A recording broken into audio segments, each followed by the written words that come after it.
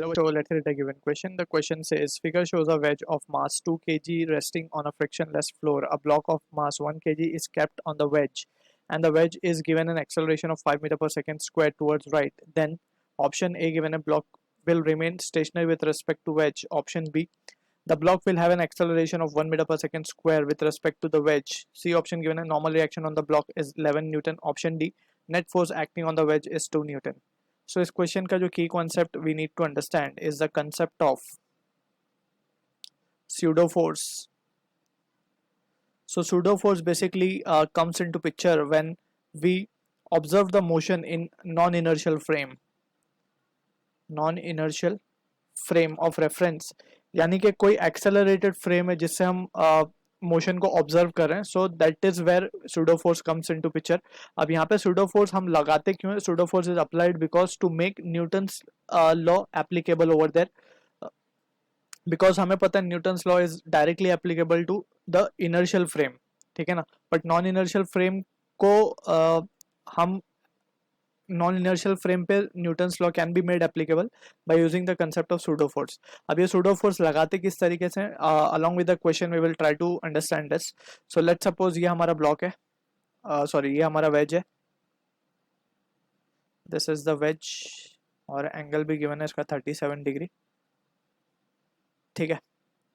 And here is the block. अब ये veg बोला जा रहा है राइट में चल रहा है 5 मीटर पर सेकेंड स्क्वायर से, ठीक है. अब हम देख सकते हैं, अब अगर एज एन ऑब्जर्वर हम इस वेज के ऊपर आ जाएं and we analyse the motion, so we will be in the accelerated frame, क्योंकि हम भी फिर 5 मीटर पर सेकेंड स्क्वायर से चलेंगे. सो इन दैट सिचुएशन अब यहाँ पे pseudo force will be made applicable, right. So यहाँ पे ये जो सबसे पहले हम रियल फोर्सेस दिखा देते हैं इसके ऊपर जो ब्लॉक पे लग रही होंगी. सबसे पहले तो इसका weight mg in the downward direction. फिर इसके दो कंपोनेंट्स हम कर सकते हैं वेट के. one will be along the incline, that is mg sin 37. One will be perpendicular to the incline, that is mg cos 37, ठीक है. सिंस ये एंगल जो है हमारा 37 डिग्री है, इसीलिए ज्योमेट्री से हम देख सकते हैं. इसको थोड़ा नीचे एक्सटेंड करेंगे, so this angle will be 53, this angle will be 37 then. तो यहाँ से वी हैव दिस.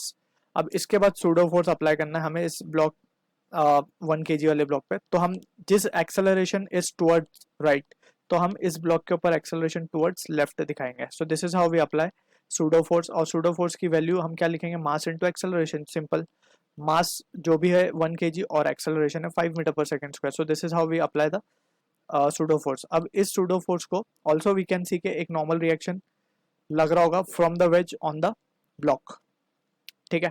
अब यहाँ पे हम क्या कर सकते हैं? We can resolve the component of this pseudo force.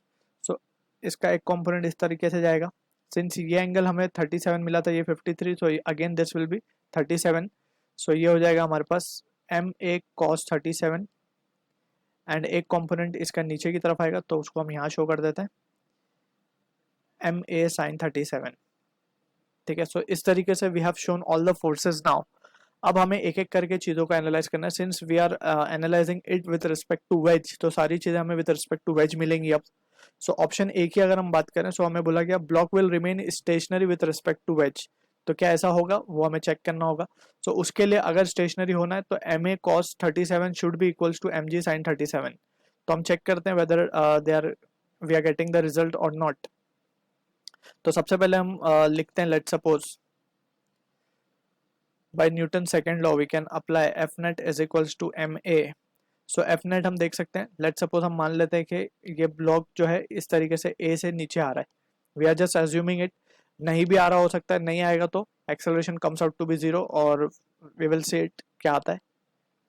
We have just assume it के नीचे आ रहा होगा ma cos 37 and that will be equals to mass is 1, acceleration is a. अब m तो 1 है, जी 10 ले लेते हैं metre per second square. Sign 37 is 3/5, ये वैल्यूज याद रखनी है हमें. Minus m is 1, acceleration is 5, cos 37 is 4/5, right. And that will be equals to a. तो यहाँ से हम देख सकते हैं it will be 6 minus of this will be 4. So acceleration हम देख सकते हैं it is coming out to be 2 metre per second square, यानी कि 2 मीटर पर सेकेंड स्क्वायर से नीचे मूव हो रहा होगा.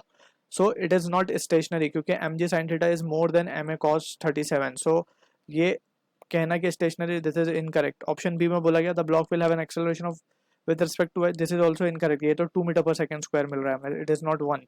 ठीक है, नॉर्मल रिएक्शन को देखना पड़ेगा, तो नॉर्मल रिएक्शन के लिए हम देख सकते हैं एन को हम क्या लिख सकते हैं, normal reaction from the figure, it will B balancing mg cos 37 since there is no motion along the direction perpendicular to the inclined, तो वहाँ पे हम फोर्सेस को बैलेंस कर सकते हैं। तो n will be equals to mg cos 37 plus ma sin 37, तो अब वैल्यूज रख देंगे।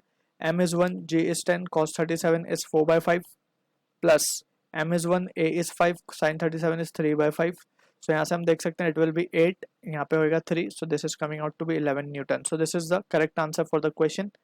ऑप्शन डी में बोला गया net force acting on the wedge, so wedge पे जो फोर्स एक्ट करेगी, नॉर्मल रिएक्शन जो ब्लॉक पे लगा है वो किसने लगाया है, वेज ने लगाया, तो वेज पर भी ये जो ब्लॉक है उतना ही फोर्स लगाएगा, यानी कि 11 newton. So it is given 2 newton, so this is incorrect.